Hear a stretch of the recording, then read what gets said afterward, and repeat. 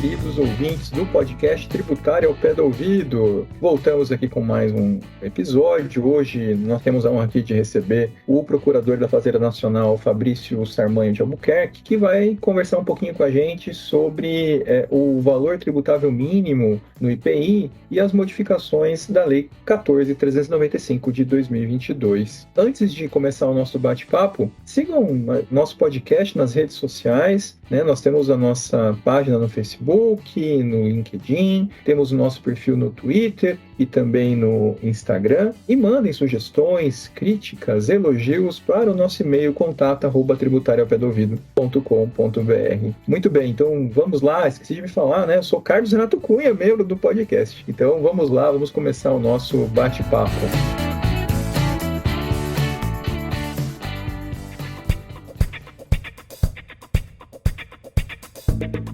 Muito bem, Fabrício. Vamos lá. Primeiro, se apresente para os nossos ouvintes. Olá, é um prazer estar aqui.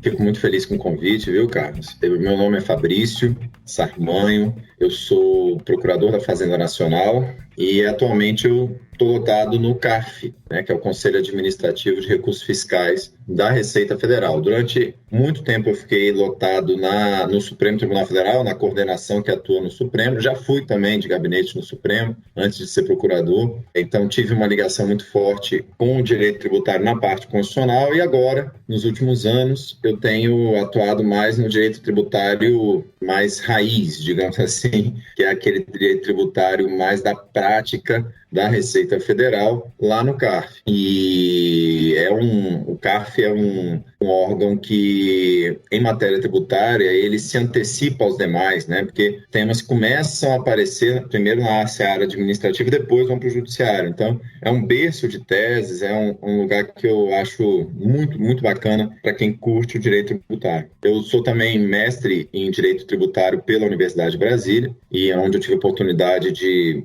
pesquisar um pouquinho sobre impostos globais. Essa foi a minha linha de pesquisa. Bem, Fabrício, uma baita experiência, hein? Você acabou vendo o direito tributário por vários ângulos, né? Tanto ali auxiliando ali no judiciário e na cúpula do judiciário, quanto também atuando pela União posteriormente como procurador e no julgamento administrativo. Como você mencionou, realmente o CARF ele é uma baita experiência, né? Desde quando que você está no CARF, Fabrício? Estou no CARF desde 2016. Já faz tempo também, né? Tempinho. Isso já está entregando a idade, né? Eu não vou falar nada também, porque tudo que começa a dizer já vai entregando a minha idade. Mas, não, faz tempo. E você está atuando lá em qual Câmara? Lá nós dividimos em seções, né? Eu atuo principalmente, né? A gente de vez em quando atua em outras seções, mas principalmente na terceira seção. A terceira seção é aquela que trabalha com os tributos de valor agregado. Então, trabalha muito com PIS, COFINS, IPI. Trabalha também com questões aduaneiras, multa por interposição, multas aduaneiras, mas principalmente PIS, COFINS, IPI, que são esses tributos sobre a produção de bens e serviços, né? Lá, a segunda seção atua com contribuições sociais, esse é o foco da segunda seção, e a primeira seção trabalha com imposto de renda e CSLL, basicamente. Então, o imposto de renda pessoa física fica na segunda seção, mas o imposto de renda pessoa jurídica, que são as questões mais complexas, ficam na primeira. Então, é mais ou menos assim a divisão temática. Bom, então, assim, o tema que a gente vai tratar hoje, que aliás é a inspiração, né, desse convite, dessa conversa, a gente agradece muito, tá, a sua presença aqui, esqueci de falar no começo, foi um texto que o senhor publicou no jornal Valor Econômico, né, sobre um aspecto referente ao imposto sobre produtos industrializados, o IPI, que é uma discussão acerca da modificação legislativa do valor tributável mínimo, VTM. E talvez aí, lógico, fruto das suas reflexões no CARF, né? Imagino que isso tenha surgido, daí surgiu essa inspiração. Fabrício, antes da gente começar então a falar do tema em si, sobre o VTM, tendo em vista que eu acho que é a primeira vez aqui no nosso podcast que a gente vai ter um episódio focado no IPI, em algum tema do IPI, vamos falar um pouquinho ali só para nossos ouvintes que talvez não tenham experiência com a área, o que é o IPI, qual que é a sua materialidade, as questões básicas para a gente poder contextualizar o tema do VTM. Claro. Bom, o IPI é um imposto sobre produtos industrializados, né? Mas, em suma, os tributos, de uma forma geral, né, a gente pode dividir em tributos pessoais, tributos reais. O IPI ele é um tributo sobre valor agregado. Quando você agrega valor a um produto, incide o IPI. Nos outros países que já passaram por reformas tributárias, né, que tem um sistema tributário mais coeso e simplificado, você tem o IVA, que é o Imposto sobre Valor Agregado, que substitui. No Brasil, a gente tem essa torre de Babel tributária, né? Então nós temos vários tributos sobre valor agregado. Então a gente tem o ISS, que é quando você agrega por meio de serviços, você tem o ICMS estadual, que é quando você agrega em mercadorias, e você tem o IPI no âmbito federal, que é um tributo também sobre valor agregado na produção de bens. E você tem também o PIS e COFINS, que apesar de usar uma roupagem de contribuição social, ele nada mais é do que um IVA que a União não divide com ninguém, né? Que não entra na repartição de receitas tributárias. Então, a gente tem muitos IVAs, né, na nossa cadeia. E isso, obviamente, acaba gerando alguns problemas. O grande problema do IPI é que, diferente do ICMS, ele é um tributo não cumulativo, né? Para quem não é familiarizado com a linguagem, o tributo não cumulativo é aquele em que, na próxima fase, você desconta os créditos que você obteve na operação anterior. Então, diferente do ICMS, em que você vai tendo uma incidência até o consumidor final, o IPI não. O IPI você vai agregando valor, mas até o fim da cadeia de produção. Então, o que é o sonho de todo contribuinte do IPI? Achar um jeito de jogar aquele valor agregado para depois da cadeia. Porque o IPI, a cadeia acaba lá atrás. Quando a gente compra um produto, que a gente pede lá na internet, ele incide sobre ele o ICMS até a porta da nossa casa. Então é difícil quebrar essa cadeia. No IPI não. No IPI, em fases anteriores, ele já parou de incidir. Por quê? Porque o fato gerador dele é a industrialização, é a agregação em fases industriais ou a importação. Então, o sonho de todo mundo para pagar menos IPI é achar uma fórmula com seus arranjos, lícitos ou ilícitos, né, que infelizmente a gente vê acontecendo, de jogar para depois do fim dessa cadeia. Então, o VTM, que é o objeto desse artigo que eu publiquei no Valor Econômico, ele vem para evitar isso, que é chamado de quebra da cadeia do IPI. E aí, ao longo do papo aqui, eu acho que a gente vai poder explicar melhor quais são os instrumentos para evitar essa quebra. Muito interessante. Eu acho que a gente já pode até fazer essa transição. Dentro dessa ideia, né, de se evitar, talvez, planejamentos tributários abusivos, imagino eu, que evitem, ou até ilícitos que evitem a incidência do IPI, qual que é a relevância do VTM, do valor tributável mínimo no IPI? Como que ele funciona? O que ele é? Claro. Bem, o IPI, ele incide sobre a industrialização ou a importação. Por que a importação? Porque quando a gente exporta, qualquer país do mundo, quando exporta, você desonera. Então, o país que recebe tem que onerar quando o produto chega. Então, a ideia aqui é você evitar uma concorrência desleal dos produtos importados. Então, isso é importante. Quando a gente fala no mercado interno, a quebra da cadeia do IPI, ela tem o mesmo problema. Se você tem um comerciante que quebra essa cadeia, ele está com uma concorrência desleal. E muitas vezes a gente sai de planejamento tributário abusivo até para simulação mesmo. E qual é a simulação mais simples, feijão com arroz, que qualquer industrial aprende a fazer desde criancinha? Fala assim: vou vender meu produto bem baratinho e deixar para colocar o valor real depois que ele sai da fábrica. Para ele fazer isso, ele tem que ter algum conluio, digamos assim, com o primeiro comprador, que vai ser o atacadista. Então, é muito mais fácil você fazer o quê? Eu sou industrial de pente, para pentear cabelo. O que eu faço? Eu abro um outro CNPJ de um atacadista especializado em distribuição de pentes de cabelo. Vendo meu pente para mim e agrego valor na fase do atacado, em vez de agregar valor na fase industrial. Então, imagina que esse pente vale R$10. O que é o que todo industrial que tenta quebrar a cadeia vai tentar pensar? Ele fala assim: por que eu vendo a R$10 e vou recolher IPI a R$10, se eu posso vender para o meu próprio atacadista a R$1 e depois esse atacadista vende para os varejistas ou para outros atacadistas também, ele vende a 10. E aí o que eu vou fazer? A minha indústria vai ter pouquíssimo lucro, mas vai ser um lucro que vai ser pouco tributado no IPI, e o atacadista que vai ficar rico. Mas os dois são meus, então estou feliz do mesmo jeito. E no atacadista não vai incidir o IPI. Para evitar essa quebra de IPI,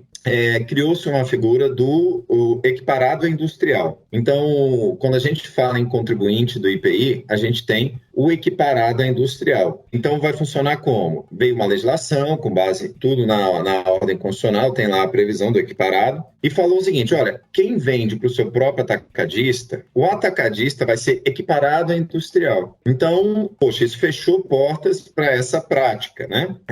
Porque agora ele não consegue mais abrir o CNPJ e vender para si. Ele vai ter que fazer um conluio com um laranja. E isso a gente sabe que infelizmente tem. Mas aí ele já vai até para a seara criminal, dependendo da situação. Muito bem, mas aí você fala assim, poxa, mas tudo bem, tirando essa situação extrema do criminal, isso deu uma resolvida na quebra da cadeia. Acontece que algumas empresas são excluídas da equiparação. Então, por exemplo, setor de acumuladores, de baterias, setor de ferramentas, vários setores de munição, de armas. E aí vem agora o principal setor, que até 2015 estava fora dessa equiparação e ainda está em alguns produtos, que é o setor de cosméticos. Vários produtos de cosmética não entram na equiparação. Por que esses setores não estão? Qual que é a razão técnica para isso? Não dá para saber exatamente a razão técnica. São decretos do Poder Executivo que falaram, olha, esses setores não estão. E aí você tem... uma decisão que pode ter lá um cunho técnico, um cunho político, aí não dá para saber. Aí eu não consigo te falar exatamente historicamente, porque os decretos eles são muito simplórios, né? Eles não têm exposição de motivos, eles não têm os anais da discussão como existe no Congresso Nacional. Isso fica muito no âmbito do Poder Executivo e às vezes até pela lei esses atos preparatórios ficam em sigilo, então a gente não sabe exatamente historicamente como isso aconteceu. Mas o setor de cosméticos, ele tem esse gap aí, esse intervalo em que ele pode acabar fugindo da cadeia. E aí, assim, você fala, mas é um setor muito pequeno. A gente tem atuações bilionárias nesse setor. O setor de cosméticos no Brasil não é pequeno. Quando a gente fala cosméticos, a gente não está falando de uma MAC, também tem a MAC, inclusive a MAC já teve julgamento sobre isso, mas a gente pega aí Natura, a gente pega Procter & Gamble, a gente pega Unilever. Unilever é uma das maiores empresas mundiais aí, né? Então, assim, a gente está falando de shampoo, a gente está falando de sabonete. É muito grande, é muito grande. E aí, o que acontece? O regulamento de IPI, para quem não é equiparado, o regulamento de IPI, ele fala assim, olha, se você vender para o seu próprio industrial, ele não é equiparado, porque o decreto diz que ele não é equiparado, tudo bem. Mas a base de cálculo do IPI não vai ser a saída do industrial, vai ser o preço da saída do seu atacadista. Então, resumindo, vamos voltar para a questão do pente de cabelo. O IPI diz assim, para quem não é equiparado, se você vende por R$1 e o seu atacadista vende por 10, o seu atacadista não vai ser contribuinte do IPI, porque ele não é equiparado, ele fugiu lá do decretozinho da equiparação. Mas a base de cálculo do IPI vai ser R$10 e não 1. Presume-se que a base de cálculo do industrial vai ser a da venda final pelo atacadista. Isso, exatamente isso que diz lá o 195 do RIP, né, do regulamento do IPI. Mas aí o que acontece? Essa legislação é muito antiga. Então, ela adotou uma terminologia que ela diz o seguinte, vai se levar em conta a média de preços da praça do remetente, ou seja, da praça da indústria. E aí veio uma grande discussão na jurisprudência sobre o que seria praça. E aí os contribuintes falam assim, não, a praça é só o município. Por quê? Porque imagina que a minha indústria de pente fica em Londrina. Qual é a cidade bem colada em Londrina, cara? Cambé, é conurbada. Cambé. Conurbada. Então, é uma área conurbada, assim. Eu pego, coloco no município vizinho, em Cambé, a minha atacadista. E muitas vezes essa atacadista, ela nem é, algumas vezes, né, em casos que eu peguei, ela nem tem um galpão, ela só troca nota. Aquela famosa empresa troca nota, noteira. Só formal, né? Só formal. Então ele vendia, trocava nota e pum, você ia com 2 notas no conhecimento de transporte. Então, essas empresas começaram a constituir seus atacados fora do município. E aí veio a grande discussão. O que nós da Procuradoria, eu tenho também artigo artigos publicados, tem um livro publicado nesse sentido. O que a gente defende? Olha, praça não é município. Quando saiu a lei, já existiam as municipalidades. Se ela quisesse falar município, ela falava município. Se a lei falou praça, é porque ela quer que você leve em conta o âmbito de comercialização. E o município não, o município contribuinte, perdão, falava, não, é praça, para mim é município, porque a lei de cheques diz que praça é município. E a gente falava, não, mas praça na lei de licitações não é o município, é o âmbito da licitação. Então, qual semelhança tem cheque com IPI? Nenhuma. Então, a gente defendia e a nossa tese foi a vencedora no CARF. Na Câmara Superior, nós ganhamos no sentido de que, quando você vende, essa lei, que é uma lei anti-elisiva, que ela vem para evitar a elisão, ela é uma lei que ela não se prende a limites geopolíticos, limites geográficos. Você pode alcançar fora do município a praça. E aí foi um grande debate, a gente conseguiu ganhar. E aí, o que o contribuinte fez? Ele falou, no CARF, realmente essa tese aí está muito forte, já tem Câmara Superior, inclusive com o 19E, que é um artigo que até dificulta a Fazenda de ganhar lá no CARF. Do empate para o contribuinte, né? Mesmo com 19E a gente ganhou. Então o contribuinte viu, que não dá, então vamos tentar passar essa boiada lá no Congresso Nacional. E aí foi tentar fazer um outro caminho. Eu entendi o conceito de praça na visão do contribuinte, tá? Recordando aqui, viu, ouvintes? Eu não trabalho com IPI, eu estou aprendendo. É uma aula para mim aqui hoje. Agora, a praça, na visão da Fazenda, seria o âmbito da comercialização. Mas aí, qual é a limitação disso? Ou é todo o território nacional sempre? Não, olha só. Em poucos casos, poderia ser o território nacional. Na verdade, existe uma solução de consulta da COSIT, que é a solução de consulta 12, que ela diz o seguinte: quando você vende 100% da sua produção para o seu próprio armazém, que é o que acontecia em 99% dos casos, quando você vende tudo para você, pouco importa aonde esteja o seu armazém. Se você vende 100% para você e você tem 3 armazéns seus, 3 atacadistas comerciais suas, a gente vai levar em conta a mais próxima. Por quê? Porque aí você reduz gastos de frete, gastos logísticos, e a gente consegue chegar à base de cálculo mais próxima da real. E quando a gente pega esses casos, a gente sempre vê que do industrial para o atacadista, o preço se multiplica 5, 6 vezes. Ou seja, nitidamente, houve um subfaturamento no valor da indústria. Então, a gente desconsidera, de fato, nunca vai ser a indústria no Paraná e o atacadista no Amazonas. Isso não existe. Mas houve casos em que estava no Paraná e o atacadista no Rio Grande do Sul, por exemplo. Então, para a fazenda, se você vende tudo para você, é o que diz a solução de consulta. A sua praça é aquilo, porque a praça é o quê? É o seu âmbito de comercialização. Então, desconsidera mesmo o elemento geográfico. Entendi.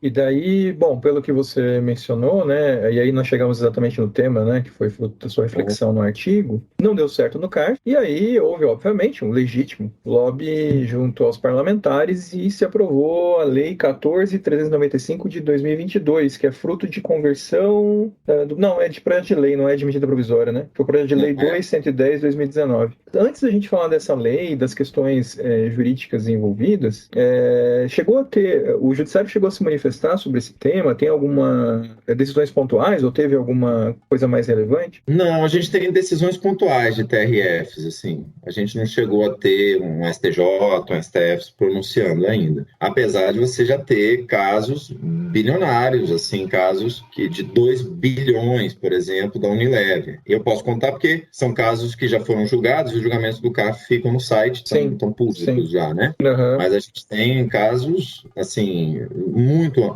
grandes mesmo. A gente já teve a Baruel, né, que é daquela enfim, é muita indústria. Todas de shampoo. Sim. Se você for agora aí no seu banheiro, praticamente pega as marcas e pesquisa no CARF. Estão lá no CARF, então, com certeza. Todo o setor de cosméticos praticamente fazia essa prática para reduzir o IPI, e reduzia muito mesmo, né?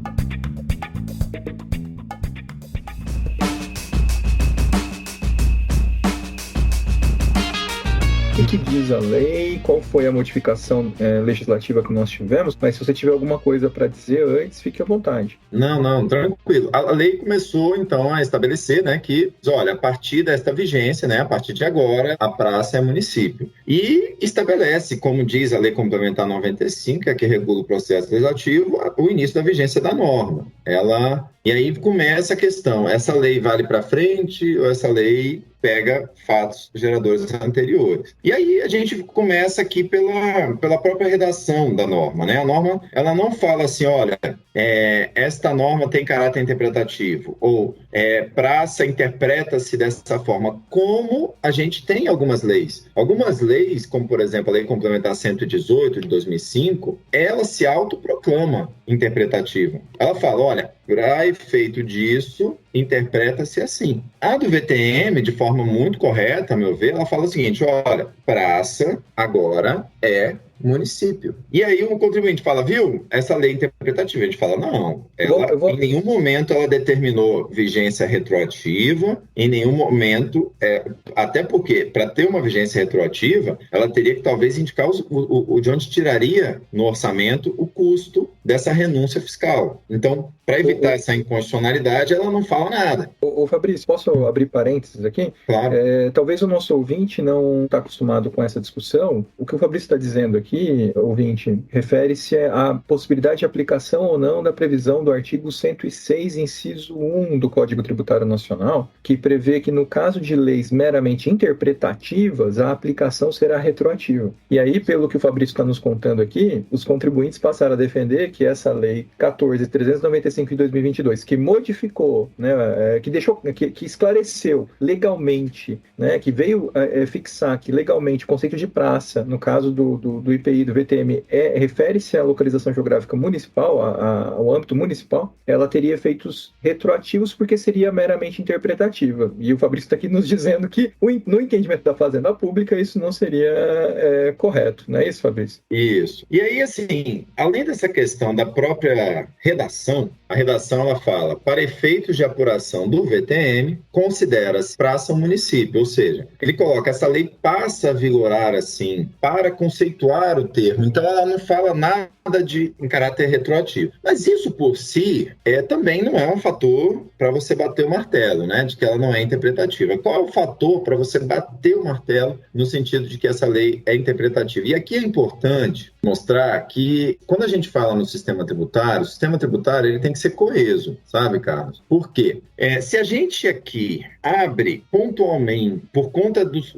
eu tenho esse processo, eu quero que ganhe a minha tese, eu não quero a tese da Fazenda. Mas aí a gente tem que pensar o seguinte, muitas vezes o pau que bate em Chico bate em Francisco, né? Se a gente cria a possibilidade de, quando eu não gosto de uma jurisprudência, eu vou lá no legislador para mudar, o que é legítimo, que é o legislative overruling, né? A superação legislativa, que a gente tem inúmeros casos, a gente poderia fazer um outro podcast só sobre isso. A gente tem muitos casos no Brasil sobre isso. E já fica o convite. Beleza. Mas aí já bate um pouco no constitucional, né? Por exemplo, um caso que o ouvinte talvez se lembre é o caso da vaquejada, né? Assim, e no direito tributário, eu acho que um caso tem a vaquejada, realmente, né? O legislativo foi lá e falou o contrário que tinha dito a jurisprudência, mas tem um caso tributário muito relevante anterior à vaquejada, que foi da COSIP. A COSIP, na verdade, é a taxa de iluminação pública travestida, porque ela tinha sido declarada inconstitucional. É óbvio, juridicamente ela não é a taxa de iluminação pública, pelo amor de Deus, não estou dizendo isso. Mas eu estou dizendo, conseguiram dar uma roupagem constitucional para fazer a mesma cobrança sobre o aspecto econômico após a decisão do Supremo Tribunal Federal. O que é legítimo, faz parte do debate democrático. Que é a discussão não ser individualizável, né? A iluminação pública, né? Esse caso é interessante que eles meio que respeitaram a jurisprudência, não bateram de frente, mas falaram, então tá, a gente chama de outra coisa, mas vai ter, né? A lógica é exatamente. Enfim, mas aí o que a gente teve, Carlos? A gente tem que analisar o seguinte, essa lei ela é interpretativa, e aí eu vou voltar num outro caso, e eu tinha falado no início que eu atuei durante 10 anos no Supremo, muitos precedentes do Supremo na área tributária foram casos que foram a mim designados. E um dos casos que me foi designado foi da Lei Complementar 118, não sei se quem atua na área tributária há mais tempo, é uma lei de 2005, que tá veio contando a nossa mudar. idade. Você tá deixando claro que nós estamos Era já... criança, né? 2005 nós somos precoces. Nós somos ali, precoces, né? mas tinha a dúvida do 5+5, né? Das Tese de prescrição. contribuições na prescrição, que se contava 5 anos para homologação TARTA mais 5. Então, veio a lei e falou, não, o prazo é de 5 único, não vira 10. E aí a lei se dizia interpretativa. E eu fui lá no Supremo falar, não, essa lei é só interpretativa. E aí a gente tem que ver a questão da coerência. Óbvio, eu não poderia defender outra coisa que não aquilo. Mas o Supremo, de forma muito acertada, chegou e falou assim, não, Fabrício, me desculpa, mas é forçação de barra você vir com uma lei em que nitidamente você perdeu na jurisprudência e você está indo para modificação legislativa e falar que ela é interpretativa. Porque senão, imagina, Carlos, lá no CARF, agora que a gente com o 19E começa a perder várias teses, inclusive, da Fazenda lá no CARF, esse novo critério de desempate. Imagina que eu, não aceitando perder uma determinada tese, chego lá na Procuradoria e falo assim, então agora eu vou fazer uma lei. Vou mandar para a Casa Civil para soltar uma MP. Imagina se a cada processo que eu perder no CARF, o presidente Correia fizer uma MP. O contribuinte não vai ganhar mais nada no CARF. Porque basta eu colocar... Ideia é feito retroativo, né? Ideia é feito retroativo. Falar, esta lei é interpretativa. O Fabrício perdeu, mas eu interpreto que ele ganhou. Olha, Fabrício, pau que bate em Chico, bate em Francisco. Tomar cuidado com o que a gente pede. Tomar cuidado com o que a gente pede, porque isso pode se voltar contra nós. E a segurança jurídica vai pro saco, né? Então, assim, o Supremo, ele fala o seguinte, olha, quando uma lei quer... Aí vamos voltar lá pro caso que eu perdi, da Lei Complementar 118. O Supremo fala assim, olha, quando você quer que uma lei seja interpretativa, mas, na verdade, você já tinha uma jurisprudência fixada sobre o assunto, e no caso do 5+5 já tinha jurisprudência do STJ, o Supremo falou, essa lei, então, ela não é interpretativa, porque ela está inovando.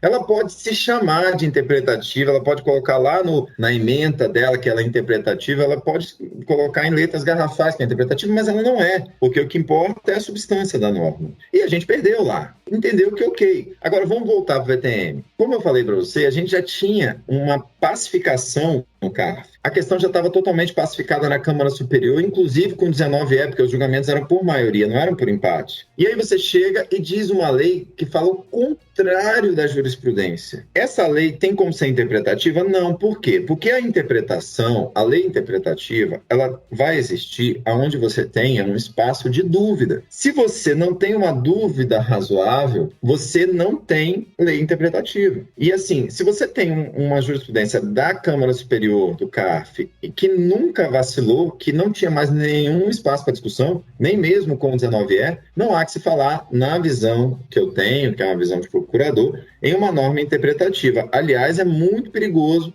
você defender que essa lei é interpretativa. Por quê? Porque abre essa margem de você criar uma nova instância da jurisprudência, né? Vamos colocar em uma quarta, quinta, sexta instância, que é criar o hábito no Brasil de, se você perder, você vai para o Legislativo e faz uma lei. Então, os julgamentos passarão a não ocorrer mais nos tribunais. Os julgamentos vão terminar todos no Legislativo. Então, assim, a discussão aqui parece ser uma coisa de cosmético, mas, na verdade, é uma discussão importante para o futuro da legislação tributária brasileira. Ela tem impactos na questão da coerência do sistema. Ela realmente, a depender da interpretação que se dê aqui, ela abre precedentes perigosos assim, para a segurança jurídica para todo o sistema tributário, né?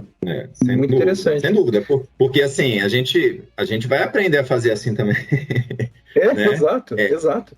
A Procuradoria pode aprender também, gostar também, então, né, de fazer isso. E a gente tem que pensar que, assim, VTM passa, o sistema tributário fica, né?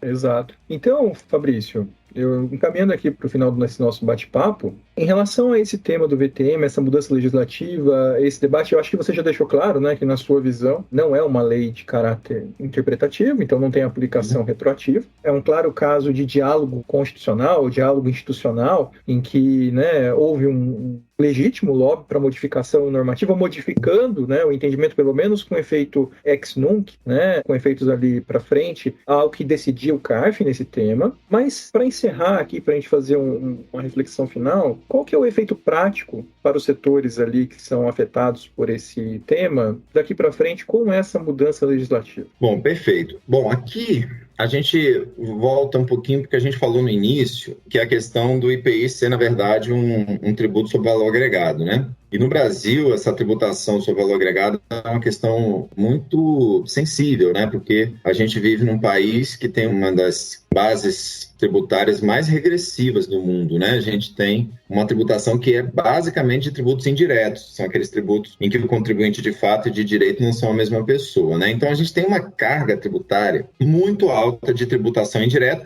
e tributação direta a gente tem a fuga, né, das grandes riquezas. No Brasil a gente tem, por exemplo, essa isenção de dividendos, que é uma jabuticaba brasileira, né, absurda. Então, os tributos do valor agregado, eles realmente são a grande fonte de tributos no Brasil, né? E a gente tem o maior tributo que a gente tem no Brasil é o PIS e COFINS. E aí, nesse setor, que é esses setores, né, de cosméticos e tal, criou-se a incidência monofásica. Qual é a ideia da incidência monofásica? Em alguns setores, para você evitar sonegação e etc., você concentra toda a tributação em uma fase. A gente tem incidência monofásica, por exemplo, em combustíveis e em vários outros. E esses setores de cosméticos, por exemplo, eles têm uma incidência monofásica de PIS e COFINS. Incide todo o PIS e COFINS lá na indústria. Então, o que acontece? Eles também tentam fazer a quebra da cadeia do PIS e COFINS, que também é um tributo não cumulativo. Também tentavam jogar toda a agregação de valor para o comerciante atacadista. Então, quando a gente tem a autuação da Receita Federal de IPI, geralmente você vai ter um outro processo administrativo com a autuação de PIS e COFINS. Só que PIS e COFINS não tem essa firula toda, essa coisa toda que a gente falou aqui de equiparado, de VTM. Acabava que no PIS e COFINS você tinha uma coisa que é a autuação por simulação. Então, o que você vê? Você vê o seguinte, olha, aquele pente lá, vamos supor que o pente fosse monofásico, incide só numa fase. Aquele pente de R$1, ele trocou de nota, virou 10. Ué, o que agregou de valor nessa troca de nota? Que custo foi esse? Obviamente, você tem aqui uma fase simulada de compra e venda. Você está vendendo para você mesmo por um preço 10 vezes maior. É óbvio que isso aqui é uma simulação, porque o seu ato externa uma coisa diferente da sua vontade. Então, você tinha autuação por simulação no PIS e COFINS e você tinha a autuação por VTM no IPI. E aí é muito complicado, por quê? Porque a simulação lá no 149, ela tem outros elementos. Então, olha o problema que a gente tinha de vez em quando. De vez em quando, caía a autuação do PIS e COFINS por um motivo de, vamos supor, a autuação não foi bem delineada na simulação. O cara só falou que era simulação, o auditor estava lá com prazo decadencial. Não estou falando mal do auditor, mas às vezes a gente não sabe as condições de trabalho dele. Às vezes ele está abarrotado, não fez uma investigação boa de simulação, caía o auto de PIS e COFINS. E aí ele falava assim lá no IPI, pô, é a mesma operação. Como é que eu consegui me livrar do PIS e COFINS e vocês estão querendo cobrar o IPI? Eu quero coerência do conselho. E aí você começava a ter ali uma interferência dessas autuações que, na verdade, muitas vezes levava a cair essas duas autuações. Você acabava tendo o fim dessas duas autuações. Então, era uma grande bagunça nesse aspecto. O que vai acontecer agora com o VTM? Poxa, a Receita ficou... O Congresso Nacional amarrou os braços da Receita. A Receita agora tá assim, pô, não tem mais VTM. Por quê? Porque qualquer padaria, se ela colocar a indústria panificadora, né? Vamos supor que a padaria não estivesse na equiparação aqui, e a empresa que emite a nota no município vizinho, ela que decide a base de cálculo do IPI, ela faz a base de cálculo que ela quiser. Se ela quiser botar 1 centavo, ela põe 1 centavo. É outra praça, eu não posso autuar mais, porque a lei me travou, né? E aí até que ponto o legislador entendeu o que ele estava fazendo? Não sei. Porque você pega a exposição de motivos, é sempre aquele papo. Ou entendeu completamente. Porque você vê a exposição de motivos, é sempre assim, aquele papo como se a tributação fosse um monstro, né? E não a tributação como um elemento que viabiliza o próprio Estado. É assim, a gente precisa fazer essa lei para evitar os abusos da Receita. Qual abuso? Não sei qual que é o abuso. Eu sei que a Receita abusa. É como se a Receita fosse um inimigo do Estado e não um elemento de justiça social. Mas, enfim, eu amarrei o auditor fiscal, com que finalidade não se sabe, né? Às vezes a gente tem a captação do legislador por setores econômicos, não estou dizendo que é esse caso, mas pode ter sido. E aí você vê o auditor auditor agora não tem mais o que fazer. O auditor não tem mais o VTM. O VTM, que era uma ferramenta antielesiva, foi afundado, foi enterrado, acabou. Poucos são os contribuintes que vão estabelecer no mesmo município, a não ser um contribuinte muito desavisado, um contribuinte que não tem nenhum advogado para auxiliá-lo. E aí, o que a Receita vai ter que fazer agora? Ela vai ter que fazer a mesma coisa que fazia no PIS e COFINS, que é analisar se aquela operação foi real. Então, ela vai chegar e falar o seguinte, olha, você estava aqui com a sua indústria em Londrina e o seu atacadista em Cambé. Você vendeu para você 100% da produção. Ou seja, não tinha negociação, porque quem é que coloca um produto em livre mercado e vende 100% para o mesmo atacadista sem que isso seja arranjado previamente? Você vendeu, você não tinha nem setor de vendas na sua indústria. Como é que você negociou? Você vendeu e o seu preço de todos os produtos aumentou tantos por cento. Ou seja, não tinha uma precificação real. Você não olhava quanto que gastava nessa agregação de valor no atacadista. Porque tem atacadista que agrega valor. É aquele atacadista que faz a publicidade, atacadista que faz panfleto, atacadista que coloca embalagem, que não é fase industrial, a embalagem propriamente, a gente sabe. E aí ele agrega valor e etc. Então, assim, ele vai ter que mostrar que houve uma simulação. Coisa que ele já fazia no PIS e COFINS monofásico, tá? Beleza. Mas aí a gente vai agora para o grande finale. Quando a gente autuava no VTM, raramente você tinha a qualificação da multa. Para o contribuinte, para o ouvinte que aqui não é familiarizado muito com o tributário, o que é a qualificação da multa? É quando você percebe que você tem um dolo, um conluio, uma simulação, a multa fica maior como forma de desestimular essa prática. No VTM, na maioria das vezes, não se entrava no aspecto volitivo, não se analisava se ele tinha vontade de sonegar. Então você não qualificava a multa. Até porque se você qualificar a multa, mas não justificar direitinho, a qualificação ela é ilegal, ela cai no CARF. Então os auditores não qualificavam. Agora é praticamente um dever legal de quem autua por simulação qualificar a multa. Então o que vai acontecer com essas empresas? Elas estão achando o seguinte, bom, agora, como diz a música do Raul Seixas, né, nós não vamos pagar nada. É tudo free. Então a gente agora fez um produto de R$30, manda a base de cálculo R$3 aí e 1000% de valor agregado na fase comercial atacadista. Vai chegar a Receita e falar assim, meu amigo, deixa eu te falar, caiu o VTM, mas a simulação está lá no 149 do CTN. Então, vou te autuar por simulação. E agora, com a qualificação da multa. E aí ele vai chegar lá para o advogado e falar assim, mas advogado, você me vendeu aqui um paraíso em que agora a gente define a base de cálculo do IPI e eu estou, na verdade, recebendo autuações maiores. E aí isso vai chegar no CARF de novo. Então, assim, vamos ver cenas dos próximos capítulos. Mas aí é que tá, eu acho, sabe, Carlos, que a gente precisa verificar até que ponto a gente não precisa fazer um self-restraint das instituições. Porque até que ponto o Congresso Nacional era o melhor local para esse debate? E até que ponto esse debate foi feito de maneira correta? Porque deveria o Congresso Nacional chamar a Receita, chamar a Procuradoria e falar assim, Receita, estão me falando que você é um bicho-papão, que você autua, persegue essas pessoas que produzem no nosso país. E aí a Receita ia falar assim, não, deixa eu te falar, a história às vezes não é bem assim, deixa eu explicar o meu lado. É a mesma coisa do 19E, que mudou esse critério de desempate, que é uma lei que mudou todo o sistema tributário, que foi aprovada numa emenda aglutinativa que foi votada e discutida em meia hora. Então, assim, aquela velha história, né, das salsichas, né? Exatamente. As leis e as salsichas, como é que elas são feitas? É um caso em que o legislador, a meu ver, deveria ter ouvido um pouco mais os órgãos de fiscalização, sabe, Carlos? Mas agora, enfim, né, isso está feito e vai ser um dos grandes temas, sem dúvida, no CARF nos próximos meses. Aí, até porque eu já estou recebendo recursos sobre a retroatividade que daqui a pouco vão ser pautados. E daqui a pouco vão chegar, né, de eventuais autuações aí por simulação. Esse caso aí me parece tipicamente o exemplo do feitiço que vira contra o feiticeiro, né? Às vezes uma solução que aparentemente é mágica, tirada da cartola, traz consequências inimagináveis. Né? E quem quer vender, muitas vezes vende de um paraíso, né? Exatamente, talvez não avalie que está piorando a situação às vezes, né?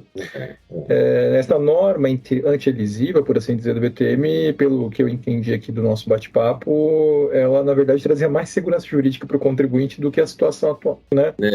Sem dúvida. E assim, às vezes, para um pequeno contribuinte, vale a pena, porque o pequeno contribuinte ele quer se livrar daquela autuação, porque a empresa dele está num sufoco. E aquela autuação de 1 milhão, porque temos algumas autuações de empresas. Eu tive uma empresa, por exemplo, que ela fazia sabonete a partir de sebo de carneiro. Uma pequena indústria. É um nicho, atuação... coisa de nicho. Ela se livrar daquilo ali, ela, meu Deus, me livrei daquilo ali, e ela vendia um produto. Agora, para uma Unilever da vida, que é uma empresa que vai ter mais 200 anos de existência, será que para ela se livrar agora de uma autuação grande, mas em compensação, daqui para frente, ela ter que aumentar muito os seus custos, né? Dentro de um cenário de altíssima concorrência, porque ela atua, né, no âmbito muito de uma concorrência muito acirrada, será que vale a pena? Eu tenho minhas dúvidas, assim, sabe? Então, Fabrício, assim, sobre o tema da sua reflexão, eu acho que eu aprendi muito, viu? Eu agradeço, assim, você foi muito didático. Imagino que para os nossos ouvintes também tenha ficado claro. Obviamente, né, Fabrício, a gente está colocando aqui a sua visão, né? Você trouxe a sua visão, não poderia ser diferente, né?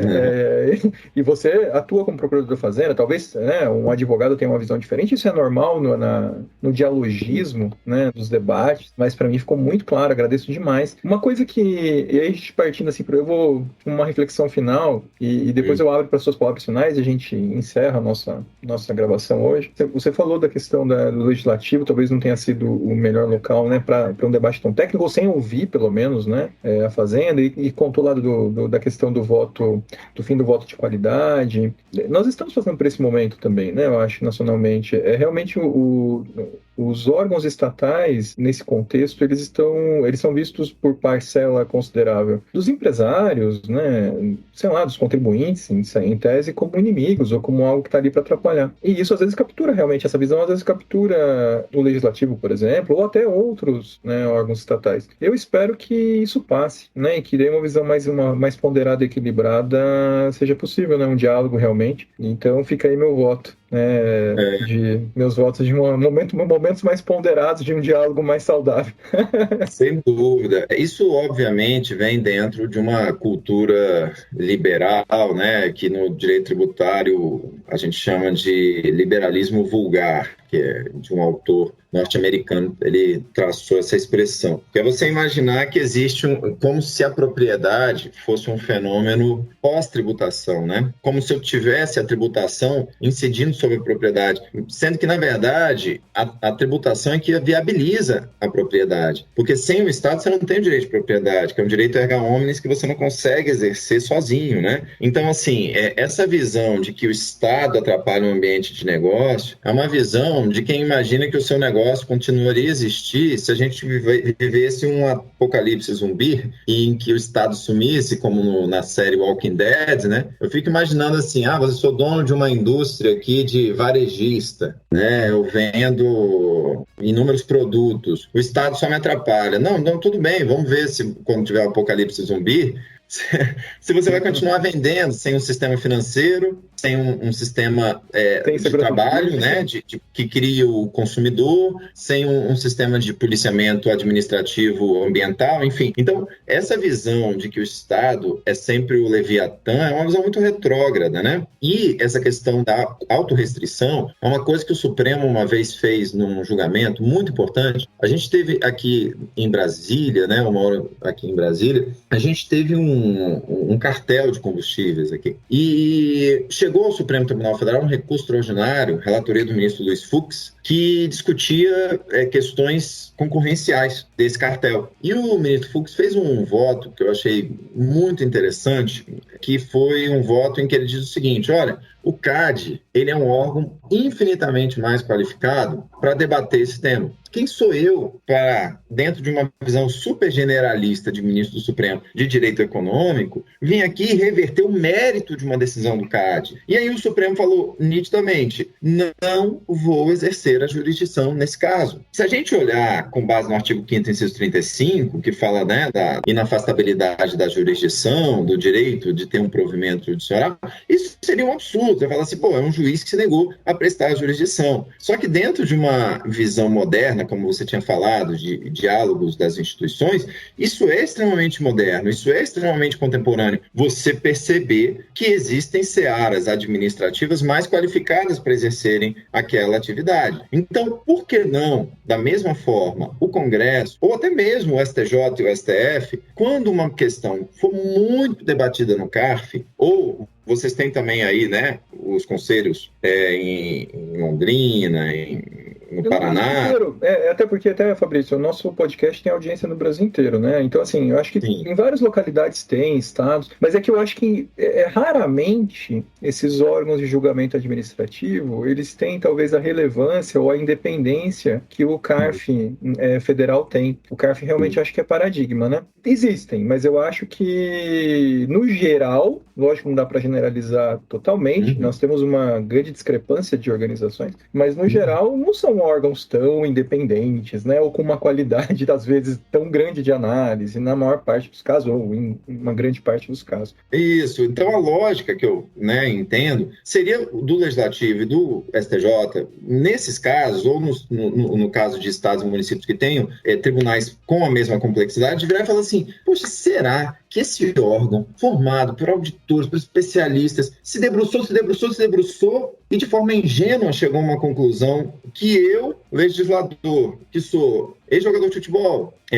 economista, um cara do agronegócio, um cara da bancada religiosa, será que sou eu que estou verificando uma solução tributária mais correta? Óbvio que não sou. Então, assim, esse caso é um caso clássico, a meu ver, que você tem uma intromissão de setores governamentais menos qualificados do que o CARF num tema que tinha tido um debate aprofundadíssimo e construído ao longo de décadas, sabe, Carlos? Enfim, mas, assim, só para fazer uma análise também, né, mais ampla aí desse fenômeno, né? A gente vai ter uma renovação legislativa, como sempre, né? E a gente tem que ver até que ponto a gente tem essa intromissão. Um outro caso também que a gente teve, o Supremo, por exemplo, declarou a inconstitucionalidade de algumas normas do Congresso Nacional que tratavam da obrigatoriedade de determinadas terapias. Eu não sei se você se lembra, mas o Congresso Nacional determinou que algumas terapias, inclusive tratamentos sobre câncer. Tinha uma pílula do câncer. Na verdade, o Congresso parece que validou, né, dizendo que o medicamento era válido, ao contrário do parecer da Anvisa, uma coisa assim. Isso, e o SUS era obrigado a conceder. E aí o Supremo vem e fala o seguinte, olha, não cabe ao Congresso Nacional estabelecer o rol de terapias obrigatórias para o SUS. É um outro caso em que o Supremo virou para o Congresso e falou assim, Congresso, poxa, tem alguém que entende mais do que você sobre isso. E até que ponto você pode interferir? Então, assim, esse caso do VTM, para mim, foi uma intromissão sem muita técnica, afundou, que enterrou de uma vez por todas uma técnica anti-elisiva que durante muito tempo foi muito importante para evitar a elisão fiscal. Mas, enfim, respeito muito o Congresso Nacional enquanto instituição, é só, obviamente, aqui uma visão pessoal. Obviamente que também toda instituição está sujeita a críticas, né? Críticas construtivas, e podemos não concordar eventualmente com uma decisão.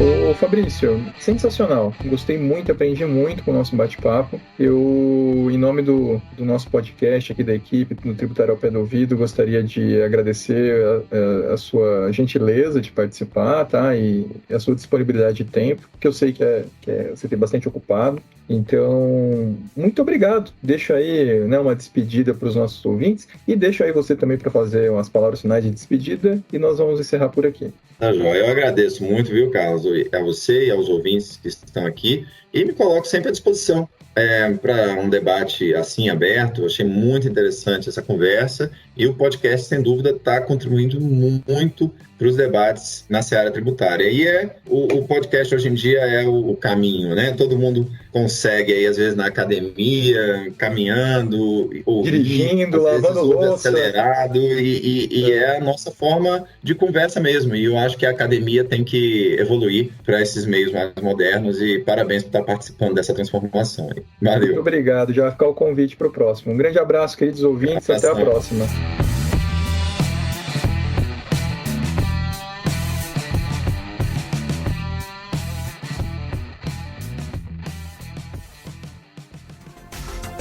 Este episódio foi editado por Atelas, soluções em áudio para podcasts.